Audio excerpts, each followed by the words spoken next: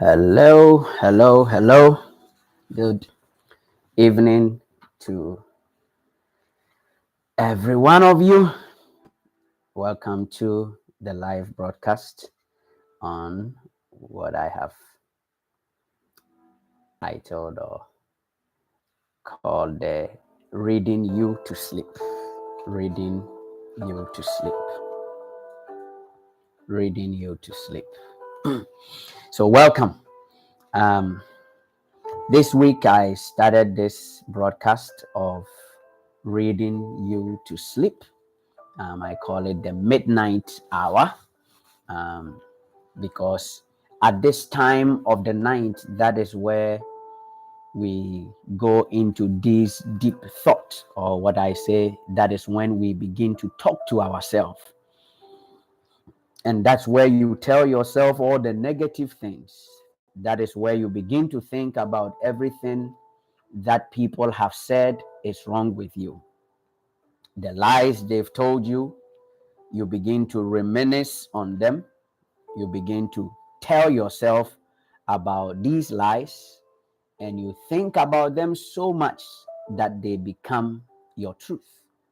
And so, again, take this time of the night as a way of me coming your way to distract you, to give you something to think about as you lay on your bed and go to sleep. It's 11:32 p.m. Central Standard Time, 12:32 p.m. or a.m. Eastern Standard Time. If you're in Ghana, it's probably 5:32 a.m. Somewhere in East Africa, it's 8, 9 a.m. in the morning. And tonight I want to switch up. I started reading to you the identity crisis. Identity crisis. But tonight I want to switch it up a little bit and read to you Breaking Free from Takers and Manipulators. Takers and Manipulators. So please stay tuned with me. Introduction. The wisdom of winter. The wisdom of winter. There comes a time in every soul's journey when silence becomes sacred, when the noise of the world no longer entices, and the company of one's own spirit becomes a trusted sanctuary. This moment often arrives at through a heartbreak, through betrayal, or just sheer exhaustion. This is what I call the winter season of the soul. It is not a season of death, as some may assume, but of wisdom. It is a time of pruning, of quiet discernment, of learning to guard your own light. Winter teaches us what summer never could. It strips away the illusion of endless abundance and forces us to confront what truly is valuable. Just as trees shed their leaves and preserve energy to survive the cold, we too, as humans, must learn when and how to conserve our energy, not out of fear, but out of wisdom. It is in this barren landscape of introspection that we realize not everyone deserves access to our warmth. Not every smile deserves a return. Not every request merits a yes. We live in a culture that romanticizes overextending ourselves. We sacrifice, and these sacrifices is painted as virtue and burnout as a badge of honor. especially for those with kind hearts and empathetic spirit. Giving becomes second nature, but giving without wisdom invites taking. And where there are givers without boundaries, takers and manipulators will always flourish. Energy is your most precious currency. Energy is more than a spiritual buzzword or a vague new age concept. It is the essence of your presence. I will have to take that one again. Energy is more than a buzzword or a vague new age concept. It is the essence of your presence, your focus, your love, your creativity, and your inner peace. Everything you do, every text you send, every meeting you attend, every conversation you have requires energy. When your energy is drained, you feel it in your bones, in your mind, and even in your soul. You become irritable, fatigued, anxious, and detached. You begin to question yourself. You lose the fire that once fueled your passions. That is why energy preservation isn't optional, it's essential. So, beloved, tonight as you lay on your bed, this is a moment where you begin to think about how to conserve your energy. In fact, sleep is a way of conserving energy. And so, as you listen to these words, I want you to begin to think of the people, the places, the things that seems to drain your energy. And as you wake up to a Monday morning, you know exactly where to be and where not to be. It is an act of self-respect and spiritual alignment. It's the practice of saying, my light matters. My presence is sacred. I choose to be intentional with where I pour myself. Yet, for many of us, saying no feels like betrayal.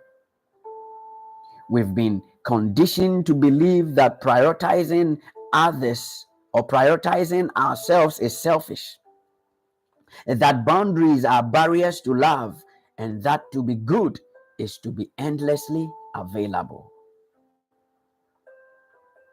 But true goodness, true love starts with wholeness, not depletion.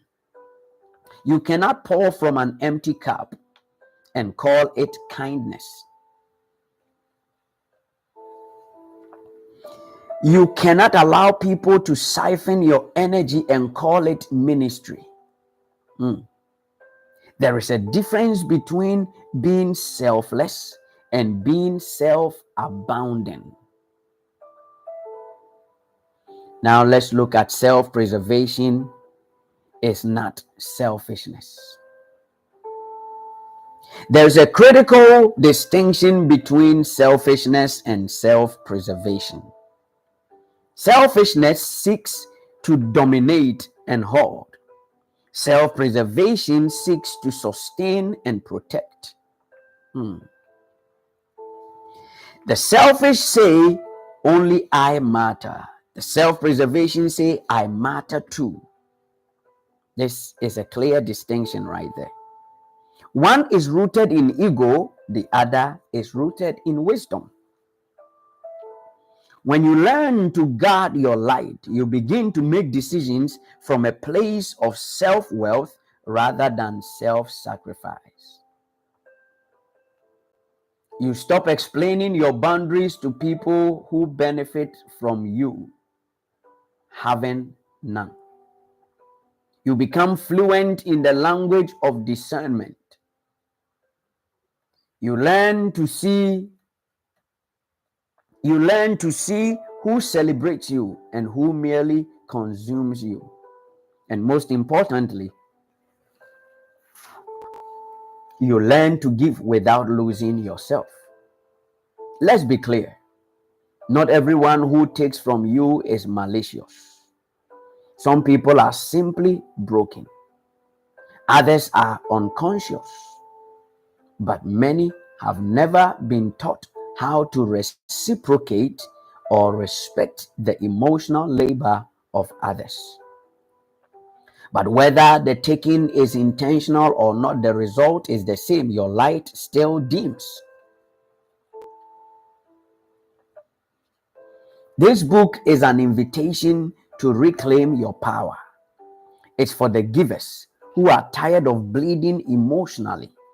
It's for the visionaries, the healers, the empaths, and the caregivers who have mistaken constant availability for love. It's for the person who has begun to recognize that some relationships are not worth the cost of your peace. A lot of us, or a lot of people, are in certain relationships that is draining. This book is for you. Why does this book matter? We are living in a time where emotional manipulation is clogged in charisma, where narcissism is often mistaken for confidence, where people wear masks so convincingly that it takes years to see their true face. In such a world, discernment is no longer a luxury, it is a necessity. And if you don't protect your energy, someone will always be willing to exploit it. Guarding your light is not about building walls, it's about cultivating wisdom. It's about knowing when to step back, when to walk away, and when to pour in. It's about learning the sacred art of emotional detachment, not out of bitterness, but out of clarity. Oh, thank you, Jesus. You can love people and still release them. You can forgive and still create distance. You can serve and still say, "This is where I end and you begin." In the chapters to come, we will explore how to identify takers and manipulators, how to heal from emotional depletion, and how to cultivate relationships that nourishes rather than drain you. You will learn to honor your energy, assert your boundaries, and step fully into your power without any apology. And here are a few reflection exercises. And the question is, where did your light go? Where did your light go? Before we journey deeper into this work, I invite you to reflect on this. Can you recall the moments when you gave too much? Excuse me. Can you recall moments when you gave too much? It might be in a relationship. You were giving, expecting the person to just love you, but you realized that after some time, you were drained. It might have been at your workplace.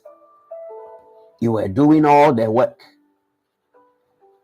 and others were just lagging around. I can give you a testimony of that.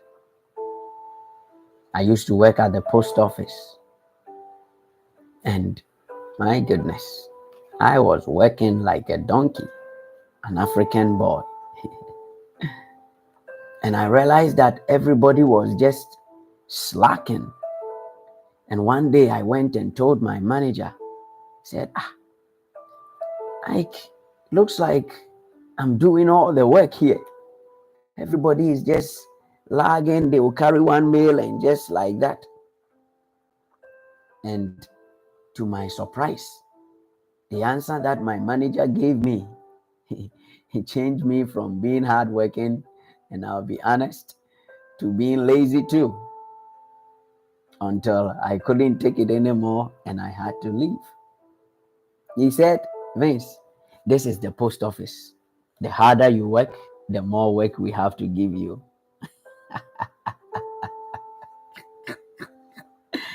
He said, the harder you work, the more work we have to give you. I said, wow, amazing. Okay, then we are all going to lazy around, right? So, where can you recall you giving too much? The next question I want us to take a look at real quick is times when you ignored your intuition for the sake of keeping peace. Oh, this one hit me so well.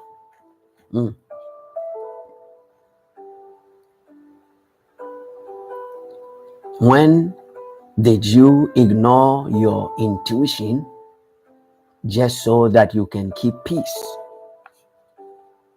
You had a hunch, but you just ignored it because you wanted to keep peace. And these are things we want to look at as we prepare ourselves to go deeper.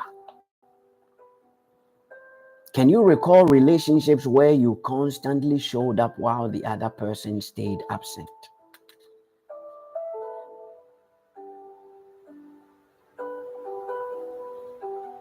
Can you recall a relationship where you constantly gave, but the other stayed absent?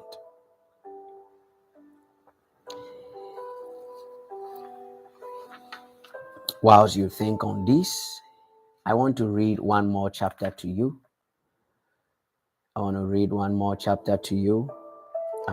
Tomorrow is Monday, and so I will not stay long for tonight. Part 1, recognizing the takers and manipulators. The takers, those who drain without giving. If you are just joining us or tuning in, this is reading you to sleep, the midnight hour, the moment where your mind begins to think about all sort of things. And I've decided to come your way to read to you whilst I put you to sleep. Right? Some of you have not had this experience for a long time when you were a child or since you were a child. So I'm here to read you to sleep. Let's take chapter number 1. The takers, those who drain without giving. Some people walk into your life with open arms and seemingly good intentions, only to leave your heart and mind and energy in tatters. These individuals are not always malicious on the surface. In fact, they often come cloaked in charm, vulnerability, or familiarity. But as time reveals their patterns, one truth becomes undeniable. They are takers. These are individuals who drain your resources, your emotions, your spirituality, even physically or materially, without offering genuine care, support, or reciprocity in return.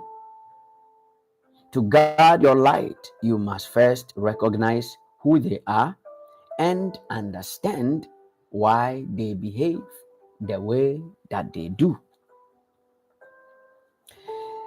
Let's take a look at the traits of a taker: entitlement, ingratitude, and endless demands. Welcome to the broadcast, Ernest. Thank you for tuning in. This is the midnight hour. I call it reading you to sleep. And so we are reading from one of my books, Breaking Free from Takers and Manipulators, Guarding Your Light. Takers are marked by a few core characteristics that become clear over time. And one of those characteristics are entitlement. Takers believe they are owed something simply by existing in your life. And I believe you might know somebody like that. They feel justified in asking for your time, your energy, your money, or emotional support without considering your needs or limitations. Entitlement makes them blind to your sacrifices, no matter how many they are. They always think and believe that you have to constantly give. In fact, they will gaslight you. They will,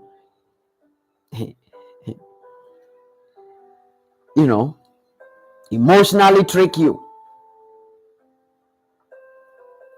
Let me leave it there. Lack of gratitude is one of the traits of a taker. Gratitude is the currency of a healthy relationships. Takers, however, see your acts of kindness not as a gift, but as expectations. They rarely say thank you, and if they say it to ask for more. They don't say thank you in a meaningful way, and when they do it, it often feels hollow and performing. Number 3 trait of a taker is endless demands. There is no such thing as enough for a taker. The more you give, the more they take. Their needs and expectations grow in direct proportion to your generosity. You might find yourself constantly feeling as if you haven't done quite enough to satisfy them, even when you are running on empty. And beloved, these traits, when unchecked, create a toxic dynamic where one person becomes the constant giver while the other continues to consume. Over a period of time, this imbalance erodes not just your emotional and spiritual health, but also your self-esteem. My goodness. This book, I had to write it. I had to write this book. How to identify a taker in your life. Recognizing a taker requires brutal honesty. It demands that you set aside sentimentality and evaluate relationships based on energy exchange rather than emotional attachment. People around me, I keep telling them now, I don't move with my emotions. I move with wisdom. Ask yourself these questions. And if you answered yes to any of this, or if you answer if you answer yes to any of these, you may have a taker in your life. The first question is, do you feel emotionally depleted after interaction with this person? Are you always the one initiating help, support, or conversation? Oh my goodness. Keviliasa. Do they rarely ask how or how you are doing. And even when they do, quickly shift the focus back to themselves. Or maybe it's not about asking how you are doing, but when you are having a conversation, they quickly switch it to make it about themselves. They are always the victim. Okay, I think I've already said my next point. Do they almost always make themselves the victim, even when they are clearly at fault? It goes both ways. Hey, acknowledgement goes both ways. Are they present in your life only when they need something? Have you ever felt guilty for setting boundaries with them?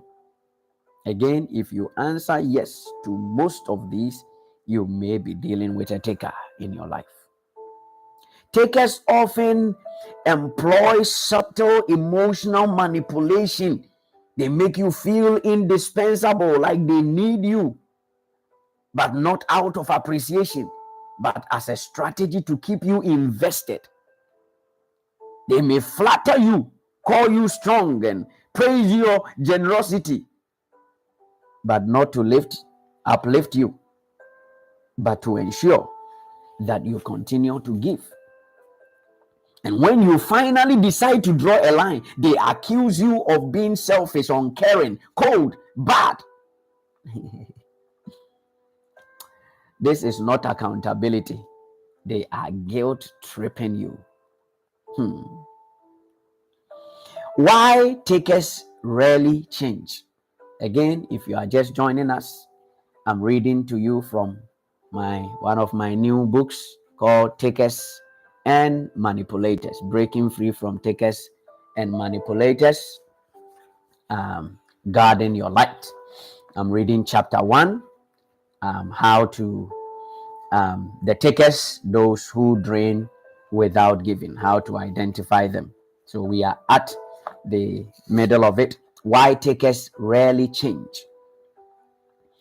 Change is a choice, and takers rarely make that choice unless life forces them to do so. Why?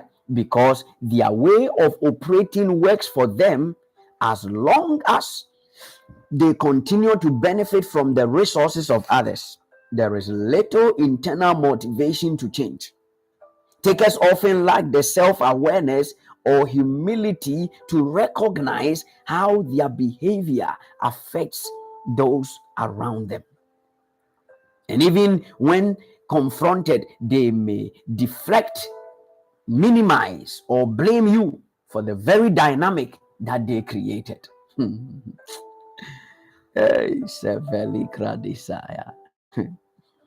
It's important to understand this. You cannot heal a taker by giving them more.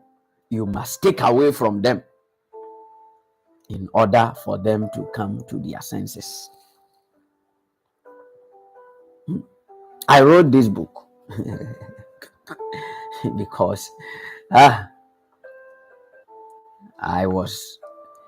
had dealt with takers for a long time.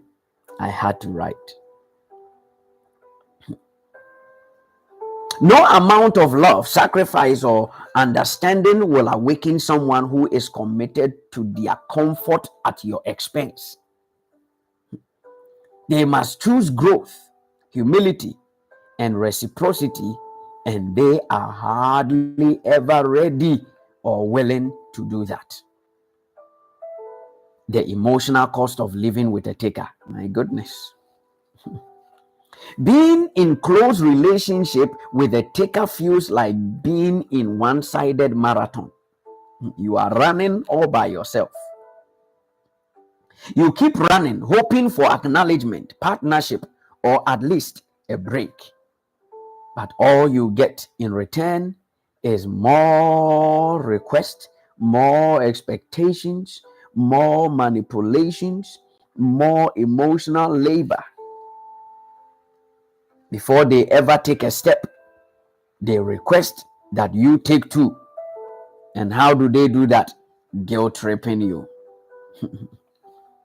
Emotionally, you feel drained. You feel undervalued, resentful, guilty for needing space. And physically, this kind of emotional drain can manifest as fatigue and headaches and anxiety, insomnia, sleeplessness. Spiritually, you feel so disconnected from yourself. You are numb to joy. You lack inspiration. You are confused even about your own self-worth. All because your energy is constantly being poured into someone who is not pouring back. Shifting the narrative from rescuing to reclaiming. There is a point when you must ask yourself this question. And I had to ask myself that question. What am I gaining from maintaining this relationship? Is it love, support, or mutual growth? Or is it guilt, obligation, and fear of being alone? Shifting the narrative starts with reclaiming your energy. I think I have to read this book during daytime so that many people can enjoy it. Shifting the narrative starts with reclaiming your energy. It means understanding that love and sacrifice are not the same thing. It means recognizing that healthy relationships are built on mutuality and not martyrdom. This doesn't mean you stop caring. It means you care enough about yourself to stop bleeding for someone who refuses to bandage your wounds. They will tell you they are also hurt. They also have their own wounds. Reclaiming your light starts by naming what you've ignored. If you can name it, then you can tame it. This is one of my favorite and oldest quotes that I've had. Let's look at some reflective exercises tonight. I want you to take some time as you lay on your bed. If you can possibly grab a journal, please do that. If you want to use your phone to do it, please do that. And I want you to answer these honestly. Who are the people in your life who consistently take from you without giving back?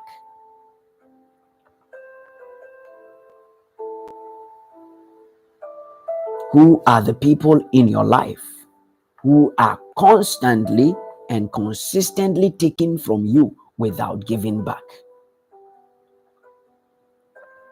Who are they? Make a list of them, because if you can name them, you can tame them. What specific behaviors or patterns have you noticed in these relationships? Make a note of that.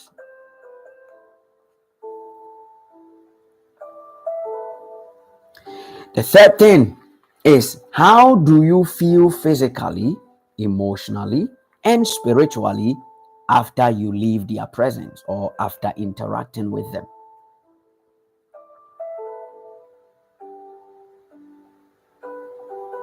How do you feel physically, emotionally, spiritually after interacting with them? Number 4, and I'll give you number 5, and we will end it for the night. Number 4, have you ever tried setting boundaries? If so, how did they respond?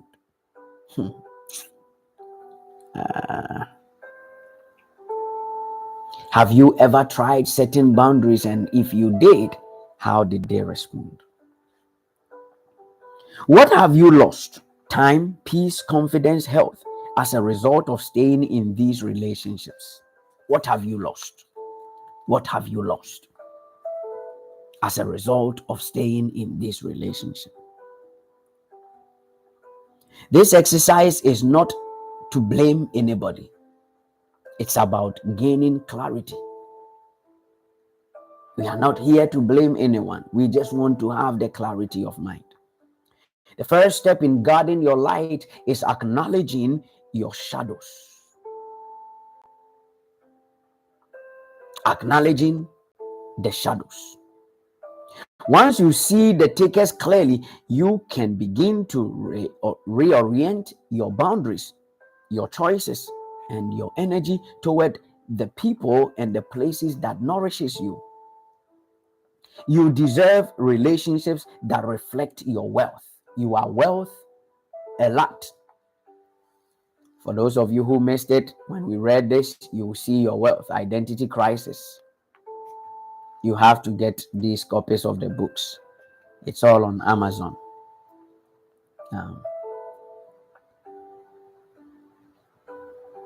You deserve peace that isn't constantly disrupted.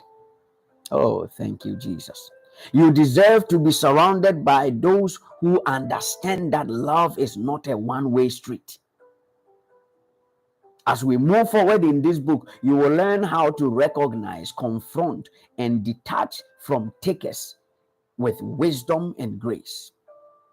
You will also learn how to preserve your light, reclaim your power, and build relationships that is rooted in mutual respect and genuine care. Oh, but for now, I want you to take a deep breath.